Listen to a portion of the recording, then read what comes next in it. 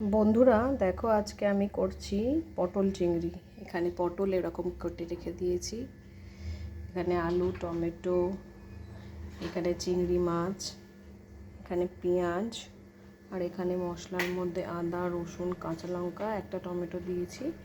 আর এখানে আমি একটু গরম মশলা, তেজপাতা আর একটু জিরে ফোড়নে দেবো। সঙ্গে থাকো, দেখো আমি কিভাবে করছি রান্নাটা। আমি এবার আলুগুলো একটু ভেজে নেবো। একটু হলুদ দিলে আলুগুলো, তেলের মধ্যে হলুদ দিলে একটু আলুগুলো ভালো ভালো করে ভাজা হয়। আলুগুলো ভেজে নেবো আগে। অল্প একটু আলুর মধ্যে আমি নুন দিয়ে দিলাম। আলুটা ততক্ষণ ভাজা হোক।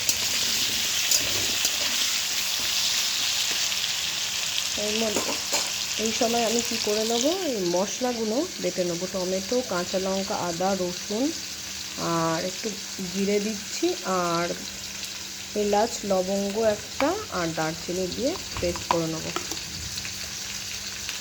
দেখো বন্ধুরা, আলুগুলো লাল লাল করে ভাজা হয়ে গেছে। এবার আমি আলুগুলোকে তুলে নিচ্ছি। আলুগুলো তুলে রাখলাম। এবার এই তেলেতে আমি দিয়ে দেবো পটলগুলো।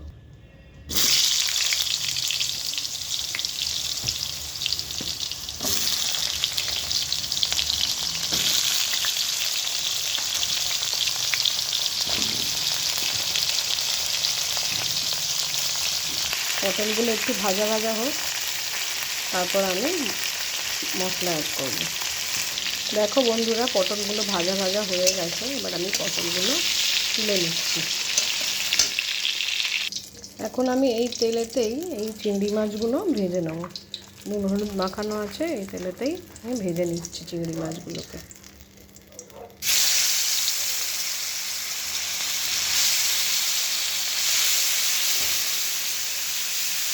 আমার চিংড়ি মাছ ভাজা ভাজা হয়ে গেছে, তুলে নিচ্ছি। এই তেলেতেই আমি একটু তেল দিয়ে দেবো পেঁয়াজটা ভাজার জন্য। আর একটু আমি গোটা জিরে দেবো ফোড়নে, আর একটা তেজপাতা দিয়ে দিচ্ছি। দিয়ে আমি এর মধ্যে এবার পেঁয়াজটা অ্যাড করব। দেখো আমি পেঁয়াজটা দিয়ে দিয়েছি।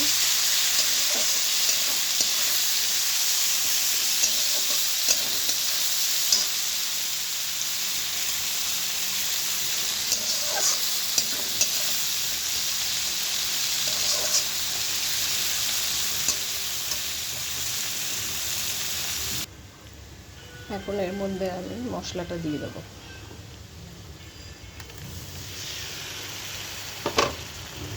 টমেটো দিয়ে দিচ্ছি। এখানে হলুদ গুঁড়ো দিয়ে দিচ্ছি, একটু লঙ্কা গুঁড়ো দিচ্ছি,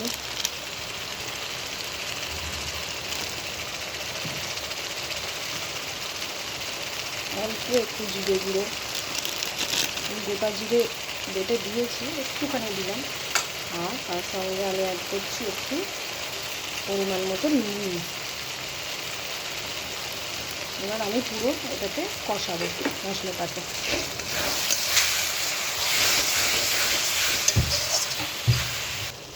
দেখো বন্ধুরা, মশলাটা এখানে কষিয়ে নিয়েছি। এবার একে একে আমি এগুলো অ্যাড করে দিচ্ছি, যেগুলো ভেজে রেখেছিলাম, আলু, পটল আর চিংড়ি মাছটাও এখন আমি দিয়ে দিচ্ছি। সব এবার একসঙ্গে মিলিয়ে আমি আর একটু কষাবো সব মশলার সঙ্গে।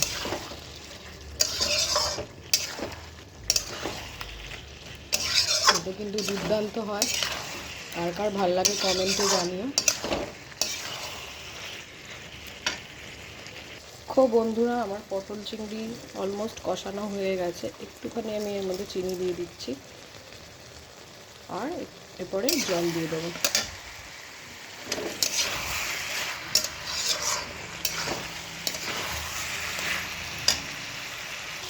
আমি এখানে এবার জল দিয়ে দিচ্ছি, গরম জল একটু দিচ্ছি। টেস্টটা ভালো হবে। কাঁচা জল দেওয়ার থেকে গরম জল দেওয়ারই চেষ্টা করো তোমরা। অল্প একটু গরম করে এবার আমি চাপা দিয়ে দিই, আস্তে আস্তে হোক। দেখো আমার পটল চিংড়ি রেডি। তোমরা এরপরে একটু ঘি পারলে অ্যাড করতে পারো, আজকে আমার কাছে ঘি নেই তাই অ্যাড করলাম না, একটু রসা রসা রেখেছি। ঠিক আছে, জানিও কেমন লাগলো তোমাদের আমার রেসিপিটা। Thank you, tata.